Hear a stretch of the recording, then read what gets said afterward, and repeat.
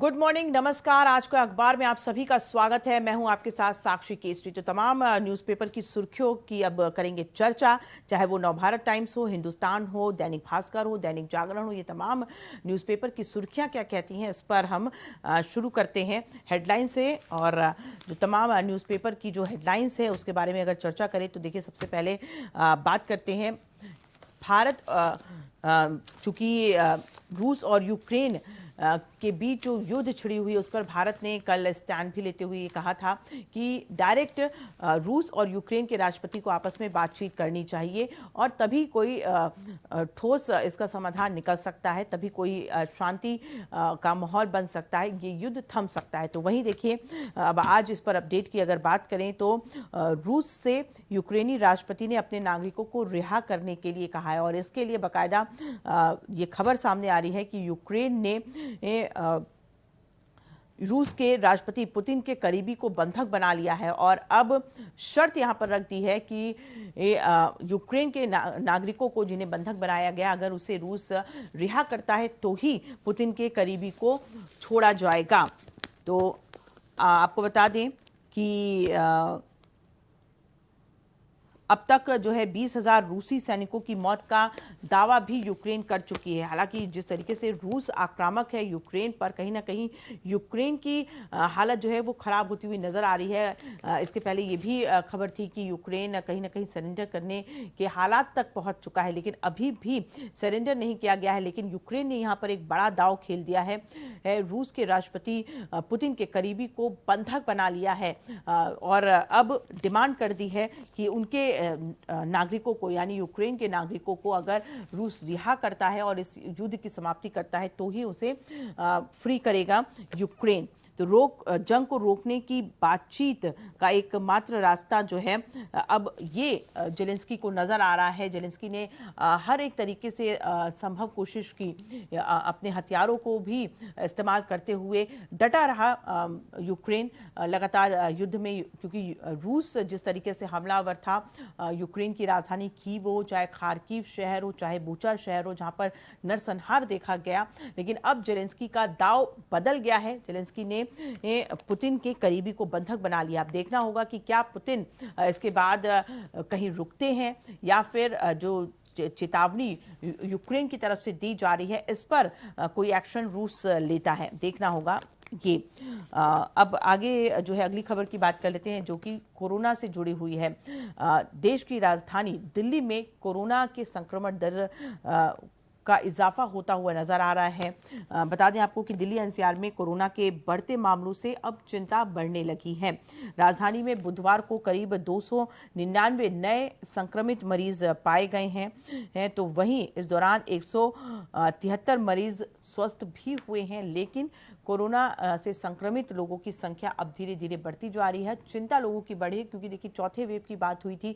विशेषज्ञों ने और वैज्ञानिकों ने ये बात चिताई भी थी कि चौथा वेव भी आ सकता है और जिसकी संभावना पूरी पूरी जताई जा रही है। हालांकि ये बहुत हानिकारक नहीं होगा, लेकिन लोग संक्रमित होंगे, बीमार होंगे इस चौथे वेव से। और देखिए अब धीरे धीरे इस तरीके की खबर भी सामने आने लगी है। देश की राजधानी दिल्ली से ये खबर है, जहां पर 48 घंटे के भीतर दोगुने से भी ज्यादा नए केस कोरोना के सामने आए हैं।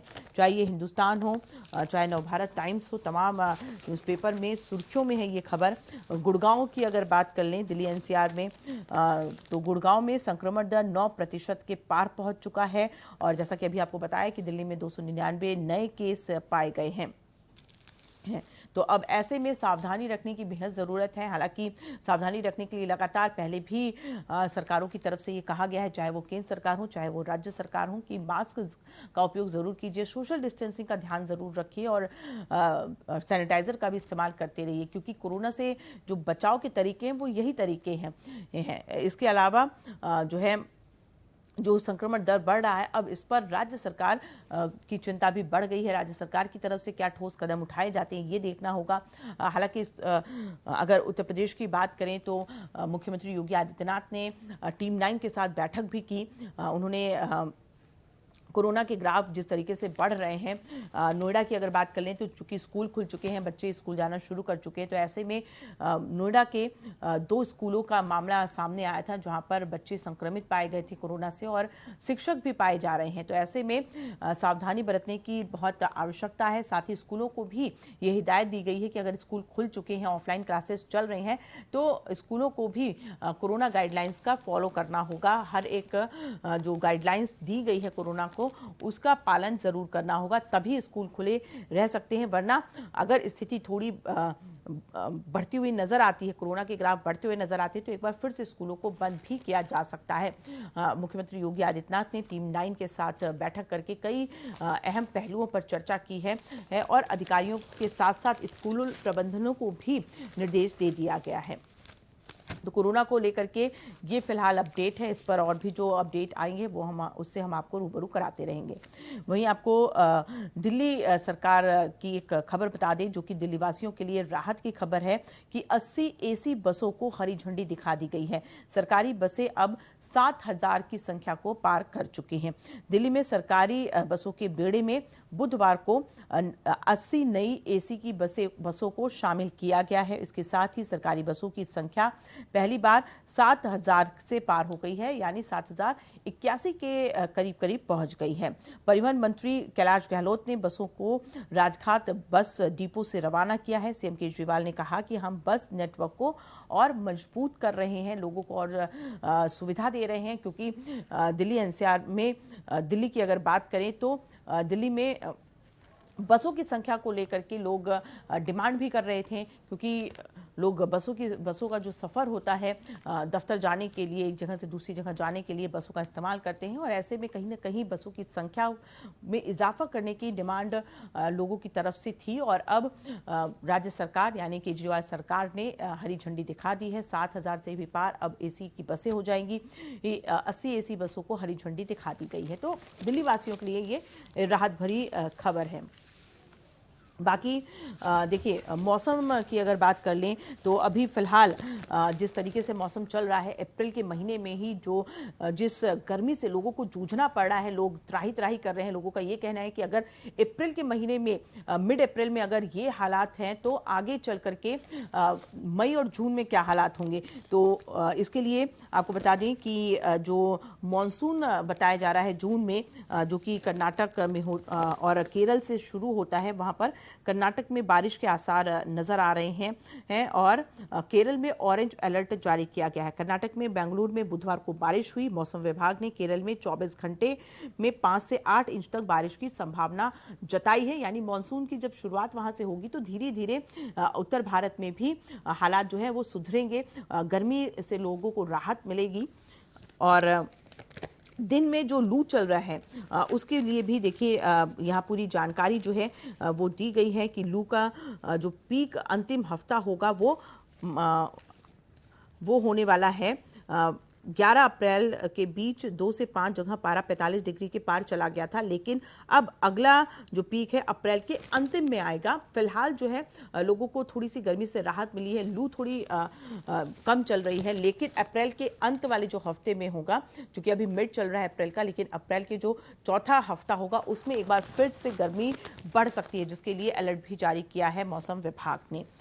और इस बार ये भी आशंका जताई जा रही है, ये भी कहा जा रहा है मौसम विभाग की तरफ से कि जब मानसून आएगा, राजधानी दिल्ली हो चाहे दिल्ली एनसीआर का इलाका हो, यहाँ पर अच्छी बारिश होगी और लोगों को तो राहत मिलेगी, लेकिन किसानों को भी इससे राहत मिलने वाली है, क्योंकि किसानों की जो अर्थव्यवस्था है वो खेतों से ही जुड़ी रहती है, फसलों से ही जुड़ती है, और जब अच्छी बारिश होती है तो अच्छी फसल होती है और किसान की अर्थव्यवस्था सुधरती है। तो इस बार किसानों के लिए राहत की खबर है कि अच्छी बारिश के आसार हैं और अच्छी बारिश होगी तो फसलें अच्छी होंगी, और फसलें अच्छी होंगी तो मुनाफा भी किसानों को बेहतर होगा। वहीं आज चूंकि 14 अप्रैल है और आज का जो खास दिन है उसके बारे में भी आपको बता दें, आज बैसाखी का त्यौहार लोग धूमधाम से मना रहे हैं। तो वहीं भारत रत्न डॉक्टर भीमराव अंबेडकर की जयंती भी आज है और इस उपलक्ष्य में देश के अलग अलग जगहों पर अलग अलग तरीके से कार्यक्रमों का आयोजन किया गया है।